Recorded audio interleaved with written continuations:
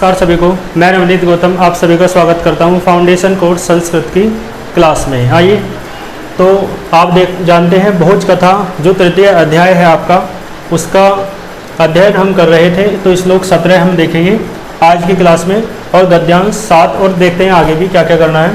तो श्लोक 17 क्या है, आपने लास्ट क्लास में देखा कि जो बंग देश के महाबलशाली वत्सराज थे राजा, उन्हें राजा मुंज ने बुलाया अपने सेवक के द्वारा, और जो वत्सराज थे उन्होंने राजा को प्रणाम किया सभा में आके और बैठ गए। तो सब फिर राजा मुंज ने सबको भेज दिया, सभा जो गण थे, और एकांत में वत्सराज से बात की। ठीक है, तो वत्सराज से क्या बोले वो इस श्लोक में देखते हैं। ठीक है, तो देखो इस श्लोक में सेवक का धर्म बताया गया है ना, यानी सेवक को राजा के प्रति किस प्रकार से समर्पित होना चाहिए। तो ठीक है, तो जो बात मैं बताता हूँ जो श्लोक में या जो गद्यांश में बताया जाता है वही आपका प्रसंग हो जाता है ना। प्रस्तुत श्लोक में राजा मुंज राजा वत्सराज से सेवक का धर्म बताते हुए कहते हैं, क्या कहते हैं ये देखते हैं। देखो राजा तो आप जानते हैं राजा, तुष्टो अपि, देखो यहाँ संधि है, तुष्टः और प्लस अपि। तुष्टः का अर्थ क्या है, तुष्ट का अर्थ है एक तरह से संतुष्ट। क्या अर्थ है, संतुष्ट, क्लियर है। और अपी का अर्थ मैंने बता रखा है आपको, भी। अपी का अर्थ क्या होता है, भी।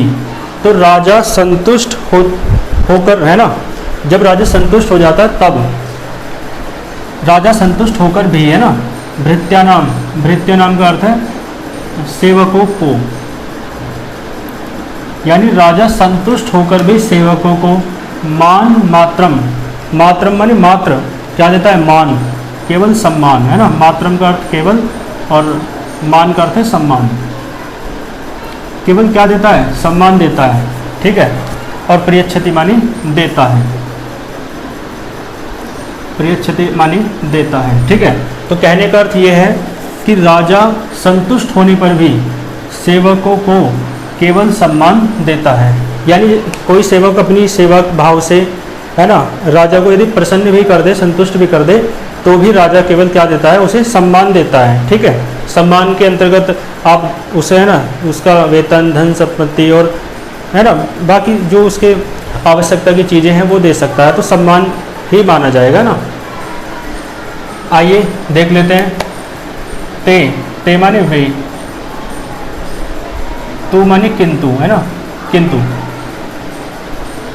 यानी किंतु वे कौन, सेवक, सम्मानिता। ठीक है, सम्मानिता, यहाँ भी संधि है, सम्मानिता, एक तो सम्मानिता हो जाएगा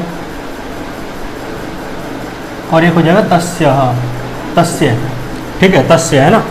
तो बात समझ में आई, राजा संतुष्ट होने पर भी सेवकों को केवल सम्मान देता है, किंतु वे सेवक लोग, है ना, वे सेवक जन सम्मानिता माने सम्मानित होकर, तस्य माने उसके लिए, मतलब राजा के लिए, और यहाँ भी विच्छेद करेंगे प्राणैहि, एक तो प्राणैहि हो जाएगा और एक हो जाएगा प्राणैहि अपि, और है उपकुर्वते, प्राणैहि अपि, प्राणैहि अपि उपकुर्वते। कहने का मतलब है किंतु वे सेवक लोग, है ना, सम्मानिता माने सम्मानित होने पर, तस्य माने उसके लिए, मतलब राजा के लिए, प्राणैहि माने प्राणों के द्वारा, अपि माने भी, उपकुर्वते माने उपकार करते हैं। कहने का मतलब समझ आया। ठीक है, यानी जो सेवक लोग हैं वो राजा से सम्मानित होने पर वो प्राणों से भी उपकार करते हैं, अर्थात राजा के लिए अपने प्राण भी दे सकते हैं। ठीक है, तो इसका भाव ये हो जाएगा कि राजा संतुष्ट होने पर भी, प्रसन्न होने पर भी, सेवकों की सेवा से, है ना, उनके सेवकों के कार्यों से प्रसन्न होने पर भी केवल सेवकों को सम्मान दे सकता है या देता है, लेकिन, है ना, किंतु जो सेवक जन हैं वो राजा के द्वारा सम्मानित होने पर राजा का, तस्य माने राजा का या उसका, यानी राजा का प्राणों से भी उपकार करते हैं, अर्थात राजा के लिए प्राण भी दे सकते हैं। ठीक है, ये श्लोक का भावार्थ था, इसे आप देख लेंगे। आइए देख लेते हैं गद्यांश 7। ततस्त्वया, देखो यहाँ पे संधि विच्छेद करेंगे, ततः, है ना, आधा से किसके कारण आया, विसर्ग के कारण, तो विसर्ग घटे आधा से आया। अब हम विच्छेद दोबारा कर रहे हैं तो आधा सह की प्लेस पे क्या आ जाएगा, विसर्ग आ जाएंगे ना, ततः प्लस त्वया। तो ततः माने आप जानते हैं, मैंने बताया था आपको तब, और त्वया का अर्थ है तुम्हारे द्वारा, यानी तुम या तुम्हारे द्वारा ना। भोजो का अर्थ है भोज को, किसे, भोज को। और भुवनेश्वर, भुवनेश्वरी विपिने, देखो भुवनेश्वरी नाम है और विपिने, विपिन होता है जंगल, तो भुवनेश्वरी के जंगल में। ये जो गद्यांश 7 में बात की गई है ना, ये राजा मुंज कह रहे हैं, किससे, एकांत में उससे कह रहे हैं, राजा वत्सराज से। ठीक है, तो वत्सराज से क्या कह रहे हैं, देखो क्या षड्यंत्र चल रहा है इनका। ततः माने तब, तुम, राजा मुंज बोल रहे हैं, ये इन्वर्टेड कोमा में ना, राजा मुंज कह रहे हैं किससे, राजा वत्सराज से, तब तुम भोज को भुवनेश्वरी, यानी भुवनेश्वरी विपिने, भुवनेश्वरी के जंगल में। समझ रहे हैं आप, जंगल तक बात पहुंच गई। इसका मतलब है इनका षड्यंत्र कितना घातक हो सकता है। ये केवल मारने की बात सोच रहे होंगे, किसे, भोज को, है ना। तो भुवनेश्वरी के जंगल में प्रथम यामे निशायाहा, निशायाहा का अर्थ है रात्रि, है ना, रात्रि के। प्रथम माने पहले, और यामे का अर्थ है पहर में, रात्रि के कौन से पहर में, पहले पहर में। ठीक है, और हंतव्य माने मार देना या मार देना चाहिए, मार देना चाहिए। और ये जो त्वया बताया था ना, त्वया का अर्थ या तो तुम है, यदि एक्टिव वॉइस में बात करेंगे। ठीक है, मतलब कर्तृवाच्य जो होता है, एक्टिव वॉइस आप समझते होंगे ज़्यादा, और पैसिव वॉइस में बात करेंगे तो तुम्हारे द्वारा, जो कर्म वाच्य में बात करेंगे तो तुम्हारे द्वारा। बात समझ आई। तो क्या कह रहे हैं वो, राजा मुंज वत्सराज से क्या कह रहे हैं कि तब तुम्हारे द्वारा भोज को भुवनेश्वरी के जंगल में रात्रि के पहले पहर में मार देना चाहिए। मतलब वत्सराज को क्यों बुलाया उन्होंने, भोज की हत्या करवाने के लिए। ठीक है, हंतव्य माने मार देना चाहिए। पहर आप मैंने बताया था 3-3 घंटे के एक पहर, है ना, एक पहर 3 घंटे का होता है। रात्रि का प्रथम पहर का अर्थ क्या हो जाएगा, 9 से 12 के बीच में मार देना। ठीक है, रात को 9 बजे से लेकर 12 बजे के बीच। बात समझ आई आपको यहाँ तक। आगे देखो, सिरस च, तो ये हो जाएगा सिराह और प्लस सिराह प्लस च, और चा माने और, सिराह माने सिर, और सिर, सिर का क्या करना है, यहाँ देखो विच्छेद करेंगे, पुरम और आनेतव्यम, आनेतव्यम, है ना। बात समझ आई। पुरम माने अंतःपुर में, यानी महल में, एक तरीके से। अंतःपुर पता किसे कहते हैं, महल का जो भीतरी भाग होता है जिसमें राजा रहते हैं, रानियां रहती हैं, उसे अंतःपुर कहते हैं। ठीक है, तो और सिर का, और सिर अंतःपुर में, आनेतव्यम माने लाना चाहिए। ठीक है, कहने का मतलब है भोज को मारना तो भुवनेश्वरी के जंगल में है तुम्हें, और उसका सर काट करके कहाँ लाना है, सर काट करके अंतःपुरम में ले आना, है ना, जिससे मुझे विश्वास हो जाए कि तुमने उसकी हत्या कर दी है, उसका, है ना, वध कर दिया है। वध नहीं कहेंगे, हत्या कहेंगे। वध युद्ध वगैरह के सेंस में होता है प्रयुक्त। यहाँ तक समझ में इति, ऐसा कहा किसने, राजा मुंज ने वत्सराज से कहा ऐसा। अब देखो सा माने वह कौन, जो वे थे वत्सराज। यहाँ देखो वत्सराज की बात हो रही है, सा माने वह वत्सराज, है ना, और लिखा है चौथाय, तो इसका मतलब है च प्लस उत्थाय। कहने वाला है और वह उठकर, उत्थाय का अर्थ क्या है, उठकर, मतलब जो वत्सराज हैं वह उठकर, निरुपम माने राजा को, निरुपम माने राजा होता है, तो निरुपम माने राजा को, नत्वा, नत्वा माने शीश झुका करके, आहा माने बोले। ठीक है, तो जो वत्सराज हैं वो, और वह, मतलब और वह का मतलब वत्सराज, और वह वत्सराज उठकर राजा को, नत्वा माने शीश झुकाकर, आहा माने बोले। क्या बोले, देखो अब वत्सराज बोल रहे हैं ना, यहाँ तक जो है ना, कुल मिला के यहाँ तक जो बोल रहे हैं ये भोज बोल रहे हैं ना वत्सराज से, और फिर ये वैसी बात कही गई कि वत्सराज उठे और राजा को शीश झुकाकर बोले। क्या बोले, देवादेशः, यहाँ से और यहाँ तक कौन बोलेंगे, वत्सराज। देवादेशः यानी देखो विच्छेद करेंगे तो देव प्लस आदेशः, देव प्लस आदेशः, और प्रमाणम, प्रमाणम का अर्थ है प्रमाण, प्रमाण यानी एविडेंस, यानी सबूत, है ना, समझ रहे हो ना। तो देव का आदेश, देव कौन, राजा, राजा के लिए देव शब्द प्रयुक्त हुआ है यहाँ पे, यानी राजा का आदेश ही क्या है, प्रमाण है। कहते हैं ना प्रत्यक्ष को प्रमाण की कोई आवश्यकता नहीं है, तो कोई प्रमाण देने की आवश्यकता नहीं है इस बात में कि ये बात राजा क्यों करवा रहे हैं, लेकिन क्या कहना चाह रहे हैं कि जो राजा का आदेश है ना वो ही क्या है, प्रमाण है। वत्सराज कह रहे हैं तथापि, वो कहना चाह रहे हैं कि वैसे तो राजा का आदेश ही मेरे लिए सबसे बड़ा है, प्रमाण है, तथापि मतलब फिर भी, तथापि का क्या अर्थ होता है, फिर भी, लेकिन फिर भी वो कुछ राय वाय देना चाह रहे होंगे। देखें क्या कह रहे हैं, फिर भी देखो इसका विच्छेद करते हैं, भवल लाल नाथ किमपि, ठीक है, तो ये हो जाएगा भवत लालनाथ, है ना, भवत लालनाथ है ना, और किमपि, देखो भवत का अर्थ है आपके, और लालनाथ का अर्थ है लाड़ प्यार के कारण, लाड़ प्यार के कारण, ठीक है। किमपि माने कुछ, ठीक है, कुछ भी, किम माने कुछ और अपि माने भी, किम अपि, है ना। तो बात समझ में आई। तो कहने का मतलब है फिर भी, मतलब कहने का मतलब है यूँ तो देव का यानी राजा का आदेश ही प्रमाण है, लेकिन फिर भी आपके लाड़ प्यार के कारण कुछ भी, मतलब कुछ ही रहने दो, है ना। किमपि का अर्थ कुछ ही लो, कुछ। देखो यहाँ पे इसका विच्छेद करेंगे तो आ जाएगा वक्तु, क्या है, वक्तु कामः, वक्तु कामः अलग निकलेगा, कामो विसर्ग के कारण ओ की मात्रा हो गई थी, और अस्मि अलग निकलेगा। तो वक्तु कामः माने बोलने की इच्छा वाला, वक्तु माने बोलना, कामः माने इच्छा वाला, तो वक्तु कामः का अर्थ हो जाएगा बोलने की इच्छा वाला या कुछ कहने की इच्छा वाला, और अस्मि माने हो जाएगा हूँ, ठीक है। कहने का मतलब है यूँ तो राजा का आदेश ही प्रमाण है, फिर भी, है ना, आपके लाड़ प्यार के कारण कुछ बोलने की इच्छा वाला हूँ। वत्सराज कह रहे हैं, इसका सीधा सा अर्थ है कि वत्सराज कुछ राय देना चाह रहे हैं, कुछ कहना चाह रहे हैं कि वैसे तो आप ठीक कह रहे हैं, आपका आदेश मेरे लिए प्रमाण है सबसे पहले, लेकिन फिर भी मैं कुछ कहना चाहता हूँ। इसका मतलब ये है, मतलब वत्सराज जो है कुछ कहना चाहते हैं, ठीक है। कहने का मतलब है, और क्यों कहना चाहते हैं, क्योंकि राजा उनसे लाड़ प्यार करते हैं, इसलिए वो कहने की हिम्मत कर रहे हैं, ठीक है। तो क्या बात हुई, आपके लाड़ प्यार के कारण कुछ बोलने की इच्छा करने वाला हूँ, मतलब कुछ बोलना चाहता हूँ, ठीक है।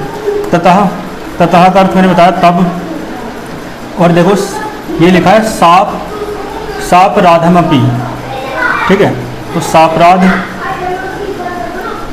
साप राधम हो जाएगा और प्लस अपि हो जाएगा, साप राधम प्लस अपि, यानी ततः माने तब, तब भी, सापराधम माने स प्लस अपराधम, यानी अपराध युक्त होने पर भी, है ना, अपराध युक्त होने पर, और अपि माने भी, यानी तब अपराध युक्त होने पर भी, मैं माने ये मैं नहीं है, मैं है, मैं माने मेरा, वचः माने वचन, क्षंतस्यम माने हो जाएगा क्षमा करने योग्य हो।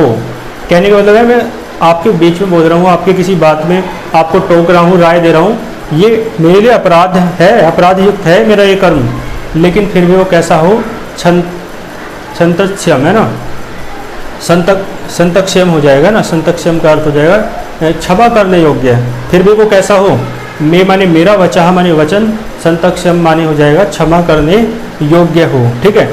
मतलब तब अपराध युक्त होते हुए भी मेरा वचन क्षमा करने योग्य हो, मतलब मेरा वचन जो है अपराध से भरा हुआ है, क्योंकि मैं आपके बीच में बोल रहा हूँ, लेकिन फिर भी वो क्षमा करने योग्य हो, ठीक है। अब वो बोलेंगे क्या कहना है, वो इस लोगों के माध्यम से कहेंगे वत्सराज राजा मुझसे, ठीक है। यहाँ तक आप देखिए, फिर चलते हैं आगे, ठीक है। आप देख सकते हैं श्लोक 18, 19 और 20, इन्हें और देख लेते हैं इस वीडियो में। तो देखो आपको पता है इनका प्रसंग, जो वत्सराज हैं वो मुंज से नम्रतापूर्वक क्या कर रहे हैं, निवेदन कर रहे हैं कि उसे मारने में भलाई नहीं है, तो कुछ अपनी राय देना चाहते हैं। आइए देख लेते हैं इनके माध्यम से वो क्या राय देना चाहते हैं। तो देखो भोजे, है ना, यानी भोज के पास,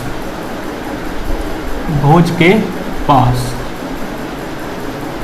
जो भोज है ना, द्रव्यम, द्रव्य माने धन, न माने नहीं, सेना आप मतलब सेना भी नहीं है, धन भी नहीं है भोज के पास, वा अथवा परिवारः बलान्वितः, परिवारः माने होता है सेवक,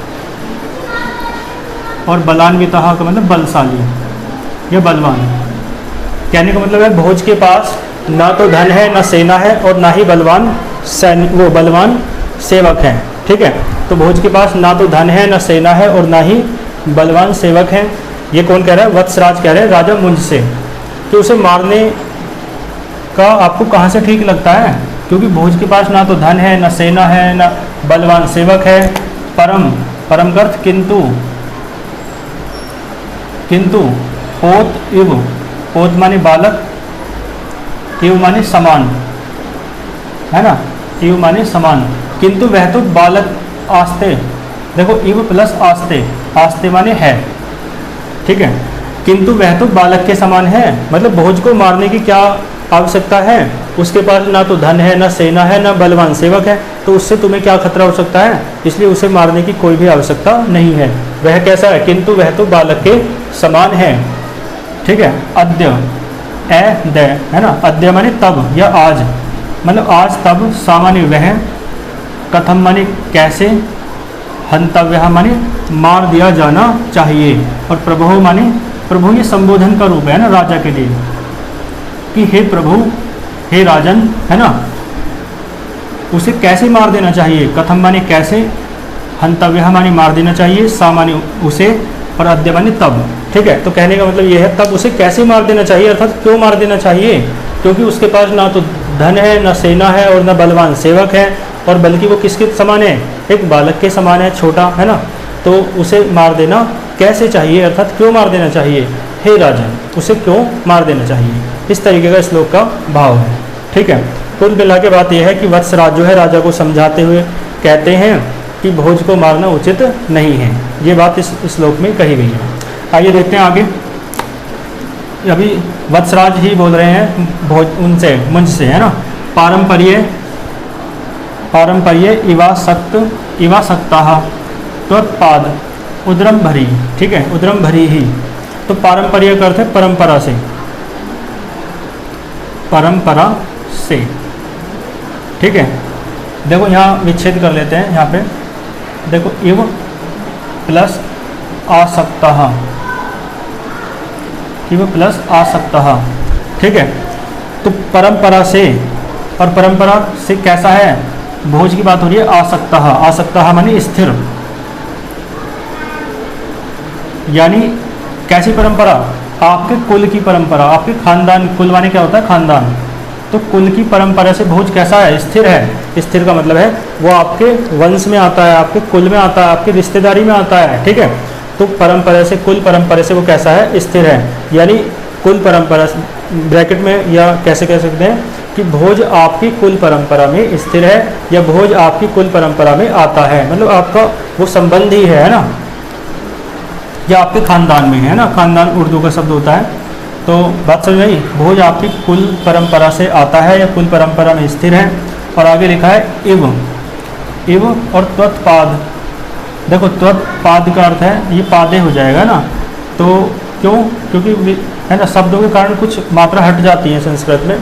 तो त्वत्पादे का अर्थ है, देखो यहाँ पे क्या है, त्वत्पादे, त्वत्पादे, है ना। त्वत्पादे का अर्थ है आपके चरणों में। त्वत् माने आपके, और पाद माने होते हैं चरण, आपके चरणों में।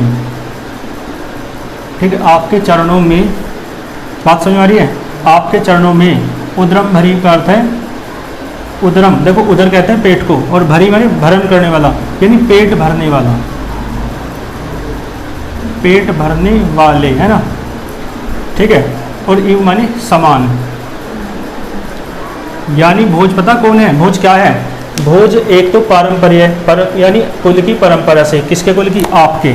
राजा मुंज से कह रहे हैं वत्सराज कि भोज आपके कुल की परंपरा से आता है ना, या आपके कुल की परंपरा में स्थिर है, मतलब आपके संबंध का है, कुल का है, खानदान का है। ठीक है, एक तो ना मारने का कारण ये होना चाहिए, और क्या? त्वत्पादे, यानी आपके चरणों में पेट भरने वाले एव के समान है ना। आपके चरणों में जितने भी लोग पेट भरते हैं ना, जो आपके चरणों में रह के आपके अनुकंपा से, कृपा से अपना जीवन जी रहे हैं, उन सभी में भोज भी आता है, कहने का मतलब ये है ना, यानी वो आपकी कृपा का पात्र हैं। बात समझ में आई? तो कुल मिला के एक तो वो आपका सगा संबंधी है, वो आपके कुल की परंपरा में स्थिर है, और दूसरी बात वो आपका है ना आपके चरणों में पेट भरने वाले के समान है। मतलब आपके चरणों में जो जो लोग पेट भर रहे हैं, अपना पालन पोषण कर रहे हैं, वो भी उनमें से एक है। तो आपको उसकी रक्षा का धर्म बनता है, कर्तव्य बनता है, ना कि उसकी हत्या का। ये कहना चाहते हैं वत्सराज। ठीक है, आगे देखो, तत्वधे, तत्वधे है ना, इसे मैं रफ कर देता हूँ। बात समझ में आई? देखो, तत्वधे, तत्व माने उसके, वधे माने उसके वध, उसके वध के लिए बात हो रही है, उसकी हत्या की बात हो रही है। वध माने हत्या एक तरीके से ना, तो उसके वध में है ना, वधे माने वध में, तद माने तत् माने उसके, तो उसके वध में,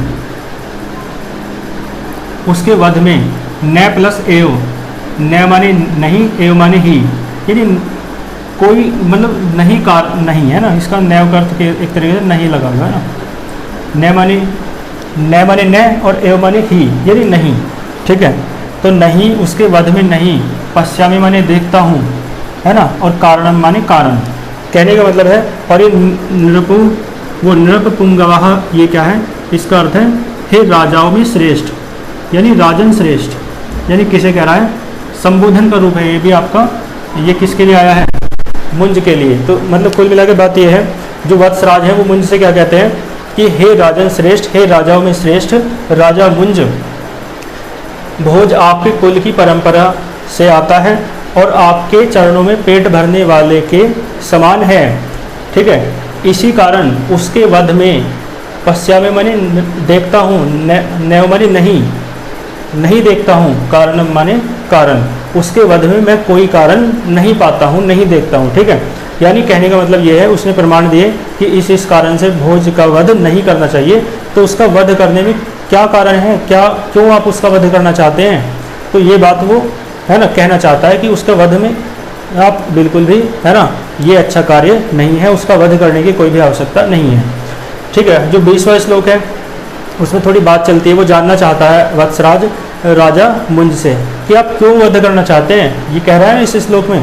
तो वो बताते हैं कि क्यों वध करना चाहते हैं। तो बताते हैं कि ऐसे ऐसे एक ज्योतिषी आया था, उसने ये कहा था कि 55 वर्ष है ना, इतने माह इतने दिनों तक, 55 वर्ष है ना, 7 माह 3 दिनों तक क्या बनेगा? राजा बनेगा। इसका मतलब है मेरा राज्य छिन जाएगा, संपत्ति धन सब कुछ छिन जाएगा, इस वजह से मैं इसे मारना चाहता हूँ। तो फिर जो वत्सराज हैं वो कहते हैं कि राजा मतलब जो ज्योतिषी होते हैं उनकी कही हुई बात सच हो जाए, ये कोई ज़रूरी थोड़ी ना है। फिर वो प्रमाण देते हैं कि ज्योतिषियों की बात सच होती है या नहीं होती है, क्या होता है, वो इस श्लोक में बताते हैं। देखो, इसमें कहा त्रैलोक्य नाथो, त्रैलोक्य माने 3 लोक, नाथ माने स्वामी, 3 लोक के स्वामी, ये तीनों लोकों के स्वामी। भारतीय मिथोलॉजी में माना गया है, मतलब भारतीय जो है ना शास्त्र हैं ये धार्मिक जो वातावरण है उसमें क्या माना गया है कि 3 लोक होते हैं। एक तो आप जानते हैं पृथ्वीलोक है, एक स्वर्गलोक है और एक नर्कलोक है ना। अलग अलग धर्मों में अलग अलग मान्यताएं हैं। तो ये क्या है, एक मिथोलॉजी है एक तरीके से, एक है ना धारणा है। तो तीनों लोकों के स्वामी, त्रय माने 3, लोक के माने लोकों के, और नाथ माने स्वामी, नाथो माने स्वामी। तो तीनों लोकों के स्वामी रामो अस्ति, राम तीनों लोगों के स्वामी कौन थे? राम को कह रहे हैं ना, राम अस्ति माने हैं, तीनों लोगों के मतलब राम जो है ना वो तीनों लोगों के स्वामी है। वशिष्ठो, और जो वशिष्ठ थे राम के गुरु, वो ब्रह्म पुत्र कहा। वशिष्ठ जो थे वो कौन थे? वो ब्रह्मा के पुत्र थे, ब्रह्मा के पुत्र। ठीक है, कहने का अर्थ ये है ब्रह्मा जो सृष्टि का रचयिता है इस मिथोलॉजी के अनुसार, वो क्या कह रहे हैं कि राम जो है वो तीनों लोगों के स्वामी हैं और वशिष्ठ ब्रह्मा के पुत्र हैं। है का मतलब थे, यहाँ पे थे से लगाएंगे आप।